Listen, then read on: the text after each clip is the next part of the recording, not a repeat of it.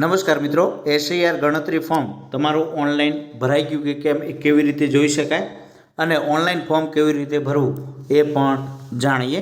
આપ નવા હો તો ચેનલને સબસ્ક્રાઈબ, લાઇક અને શેર કરજો. સૌપ્રથમ તમે ગૂગલમાં જઈ અને eci-voter.joy.in નામની જે વેબસાઇટ છે તે સર્ચ કરો.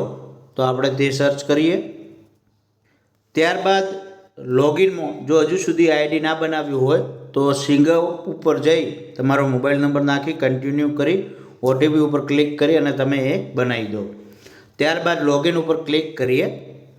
લોગિનની અંદર તમારો મોબાઈલ નંબર, ઓટીપી આવશે એ ઓટીપી નાખી અને લોગિન કરો. તો અહીંયા આપણે લોગિન કરી નાખ્યું છે. ત્યારબાદ બીએલઓને તમે ફોર્મ આપેલું હોય અને ભરાઈ ગયું કે કેમ એ જાણવા માટે અને ઓનલાઈન ફોર્મ ભરવા માટે તમારે અહીંથી દેખાય છે તેના ઉપર તમે ક્લિક કરો અને 2002ની યાદીમાં નામ સર્ચ કરવું હોય તો અહીંથી થઈ શકશે. તો આપણે અહીં ક્લિક કરીએ. ત્યારબાદ અહીંથી આપણે સ્ટેટ ક્લિક કરીએ. સ્ટેટ ક્લિક કર્યા બાદ તમારો જે ઇપિક નંબર છે એ તમારે અહીં નાખવાનો છે અને સર્ચ ઉપર તમારે ક્લિક કરવાનું છે. તો અહીંયા તમારો મોબાઈલ નંબર આવી જશે અને your form has already been submitted with a તમામ પ્રકારનું, એટલે કે તમારું જે બીએલઓને ફોર્મ આપ્યું હતું એ ભરાઈ ગયું છે. તો આ રીતે તમે જાણી શકશો.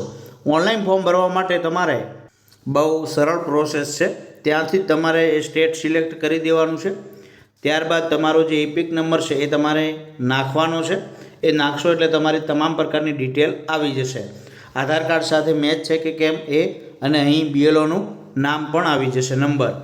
ત્યારબાદ અહીં તમારો મોબાઈલ નંબર નાખી સેન્ડ ઓટીપી, અને ઓટીપી નાખ્યા બાદ તમારું જે 2002ની યાદીમાં નામ છે એ તમારે અહીં જોઈ લેવાનું છે. બરાબર છે. ત્યારબાદ આગળની અહીં 3 પ્રકારના ઓપ્શન આવશે. તેના ઉપર જો તમારું પોતાનું નામ હોય તો 1, તમારા માતા પિતાનું હોય તો 2 ઉપર, અને ના હોય કોઈનું તો 3 ઉપર ક્લિક કરી અને અહીં નામ સર્ચ કરી અને તમારે એ પ્રોસેસ પૂરી કરવાની છે. આધાર કાર્ડ સાથે જે મોબાઈલ નંબર હોય તેના ઉપર ઓટીપી આવશે અને સબમિટ કરી દેવાનું છે. એટલે તમારું ફોર્મ એ ભરાઈ જશે. અન્ય કોઈ પણ પ્રકારનો પ્રશ્ન હોય તો જરૂરથી કોમેન્ટ બોક્સમાં જણાવતા રહેજો. Thank you. આભાર.